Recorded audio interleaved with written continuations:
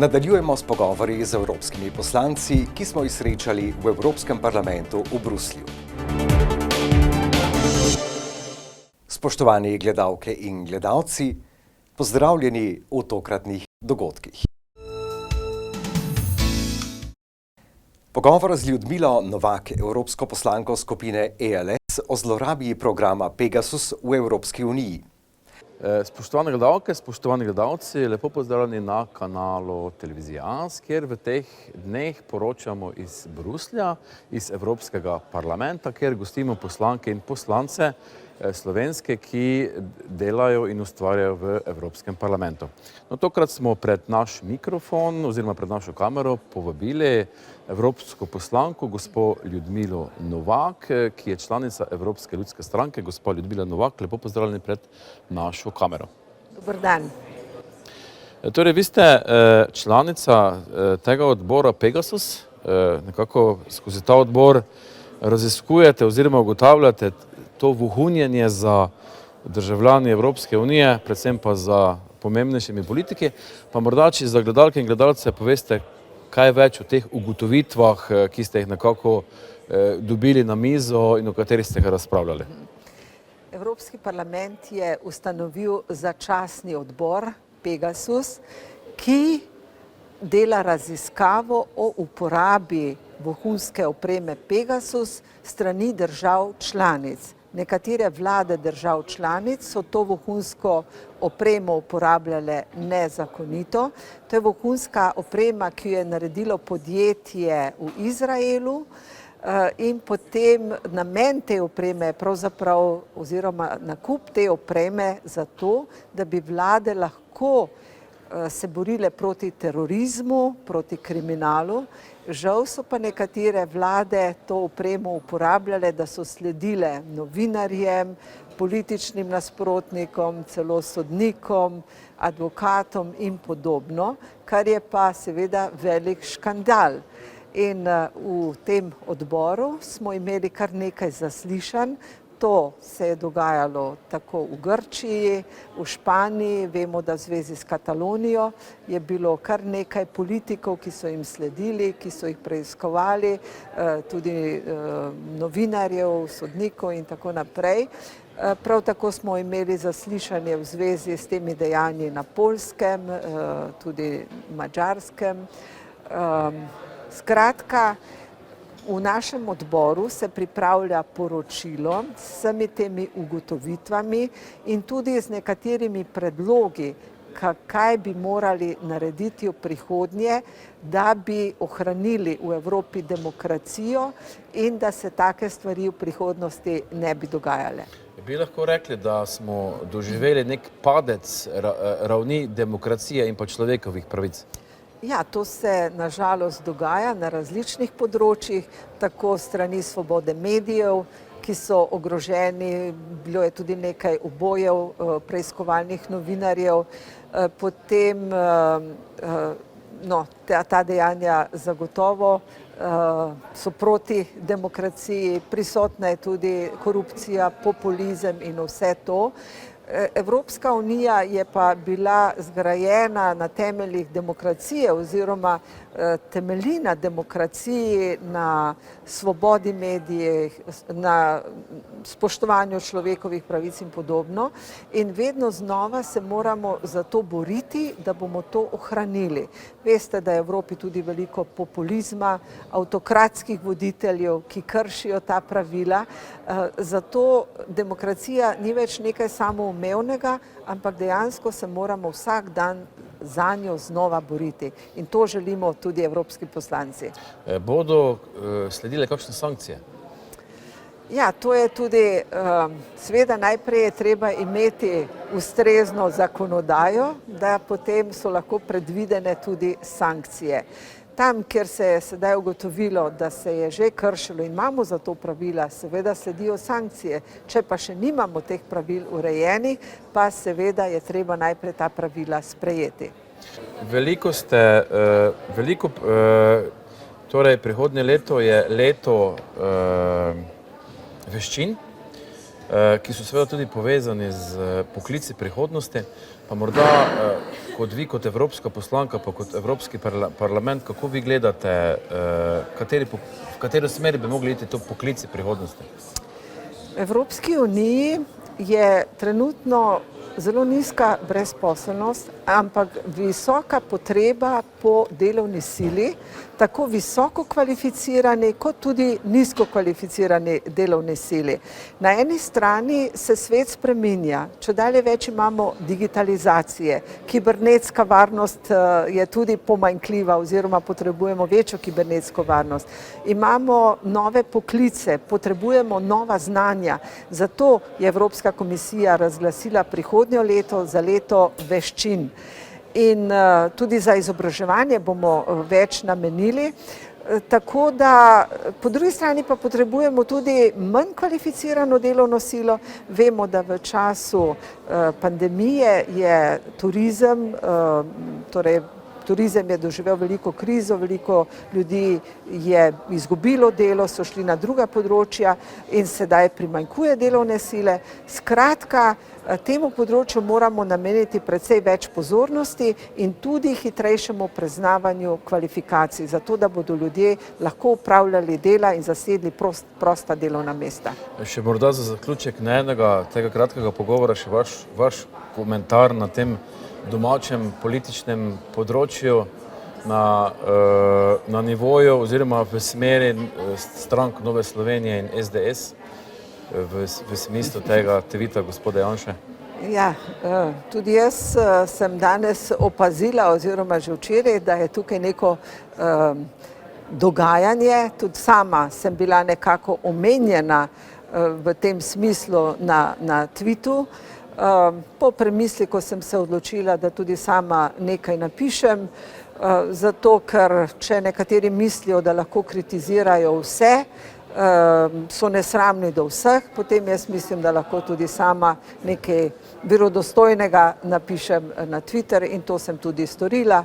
Seveda Nova Slovenija mora iti po svoji poti, mora vedno zastopati tisto, kar je dobro in prav, ne glede na to, kdo predlaga in kar je slabo in kar ni dobro za družbo, za državo, za državljane, je pa treba vedno temu nasprotovati oziroma ne podpirati.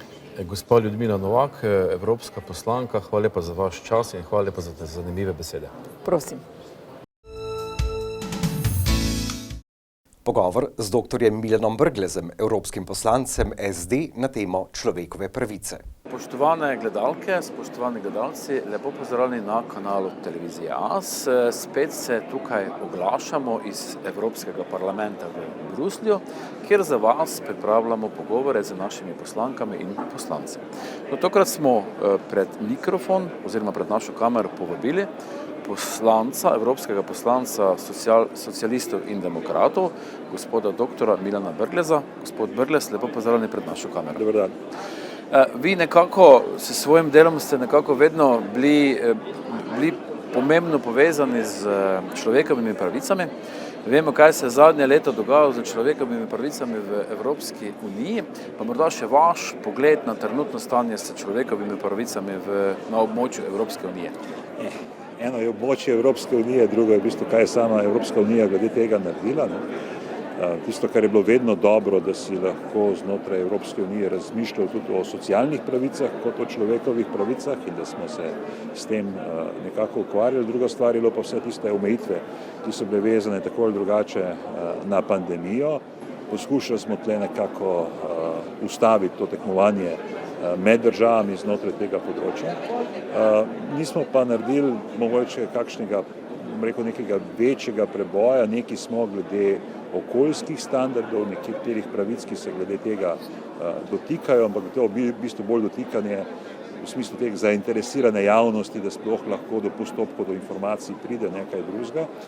Še vedno ne delamo tistega, kar piše v naših pogodbah glede manjšinskih pravic, pa bi marsikjer problem v Evropi lahko rešili na ta način. Preprosto ni dovolj politične volje glede teh vprašanj in tudi običajno človekove pravice niso prva prioriteta, ampak najprej delovanje trga, potem pa podrejenem položaju tudi človekove pravice, razen če se dotikajo samega trga, pa da tekmujemo v nižanju standardov. No, takrat smo pripravljeni nekako poseči ali pa najdemo večino v parlamentu, da to naredi.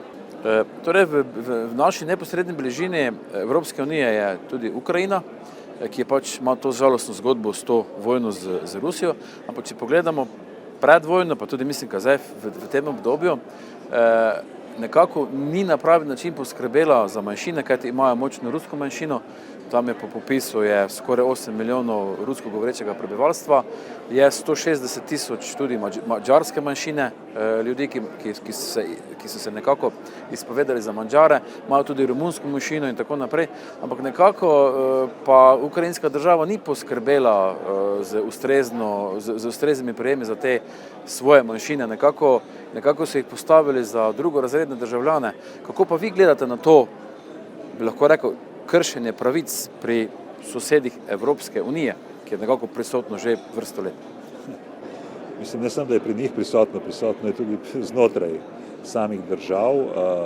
Bom rekel, ja, v bistvu rusko govoreči so lahko bili tudi pri baltskih državah različno obravnavani. Tisto, kar je dejstvo, je, da so običajno dovolj močni, da so neke politične stranke in zaradi tega imamo njihove predstavnike tudi v Evropskem parlamentu in zaradi tega včasih se komu zdi, da zelo prorusko glasujejo, kot bi človek temu rekel, ampak je pač to stvar tega, kdo te voli. Ampak ste me v bistvu na en drug vidik tudi spomnili, preden govorim nazaj za te manjšine. Ja, tudi neenakomerna ali pa diskriminatorna obravnava različnih v bistvu tistih beguncev ali pa migrantov, če hočete.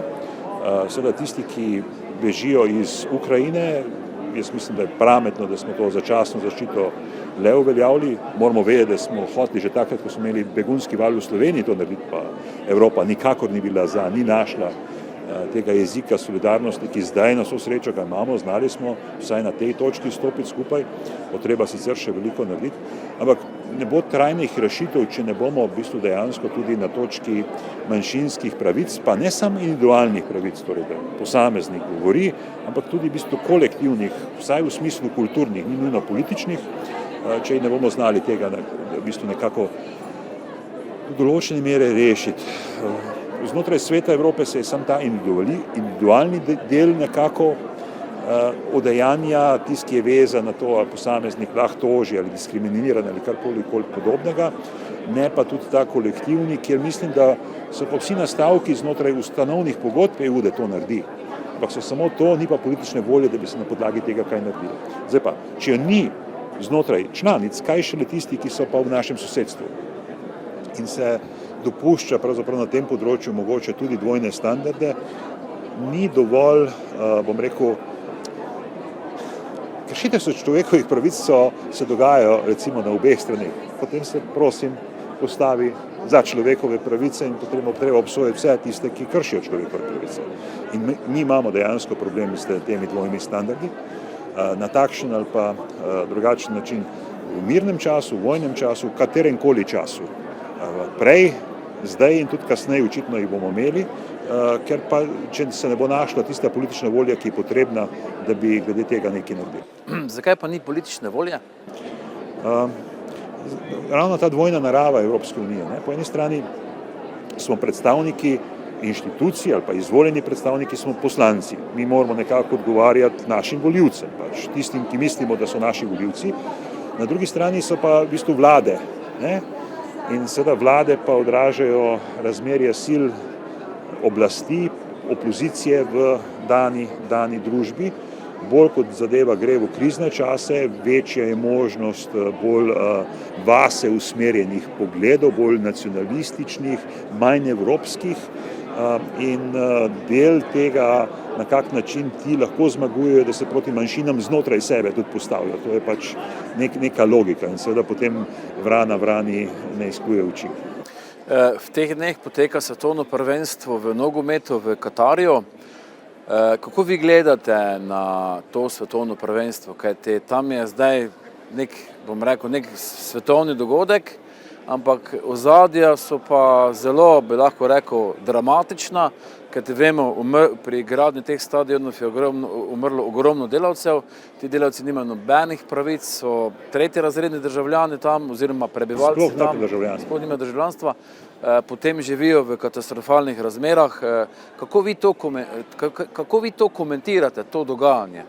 Mislim, na nek način je bila, vsaj za parlament, je bila to dokaj travmatična zgodba, na katero se je skušal za svojo resolucijo jasno opredeliti in je včasih šel, čeprav se je naskalo neke kompromise, še bolj radikalne verzije obsojanja tega, tako da celo amandmaje Levice, ki praktično skoraj nikoli ne pridejo do tega, da so sprejeti, tudi tam so bili nekateri sprejeti, ravno zaradi tega občutenja, da to ni prav, da to ni v redu. Poziv je tudi temu, da preprosto naše organizacije, s katerimi sodelujemo, tudi UEFA, to je bolj problem FIFA, ampak da tudi UEFA naj ne bi pri tovrstnih zadevah pravzaprav sodelovala v bodoče, da so standardi varovanja človekovih pravic zelo pomembni in da pravzaprav tega vprašanja ne moreš izločiti in da ne more biti prvorazrednih in drugorazrednih državljanov, da tudi ni dopustno, da tudi takrat, ko bi hotel na simbolni način pokazati na nekatere probleme človekovih pravic, bom rekel, tam, kjer pač gostuješ z prvenstvom, da ni dopustno, da te lahko izsiljujejo in rečejo, da po športni poti temu ne smeš tega narediti. Pa ni sporočilo napačno, se pravi, kdo ima denar, si lahko vse privošči. Ja, z tega vidika, se pravi, lahko tako preprosto rečemo, ne? Politiki običajno ne rečemo bob na isti način, ampak skušamo pa pravzaprav, ali pa tudi sam sem seveda podprl vse tisto, kar mislim, da je obsojena vredno in če bomo dopuščali in sodelovali pri tovrstnih kršitvah z tovrstnimi režimi, tudi na takih področjih bomo potem normalizirali te kršitve in ne bojo postale bolj normalne tudi pri nas. Bi se vam zdelo primerno, da bi evropske nogometne reprezentance bojkotirale to svetovno prvenstvo? Tukaj imam pa drugačno stališče. Mislim, bojkotiranje samo pa ni tisto, kjer bi se avtomatsko dozemo, razen če se hočemo vrniti v čase hladne vojne.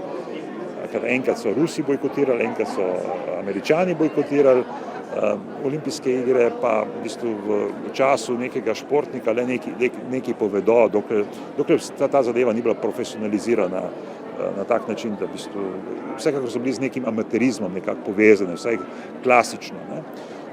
Tako da nisem za to vrstne stvari, da bi se jih na ta način, ja, da se jih znotraj tega pa ustrezno obsojati, ampak če nimamo vsaj nekih vzvodov, potem so tudi pogajanja in ostale zadeve, ki pa so nujno potrebne za to, da se mir zagotovi, veliko bolj otežena. Jaz nisem za to, da bi šport bil nadomestilo vojne.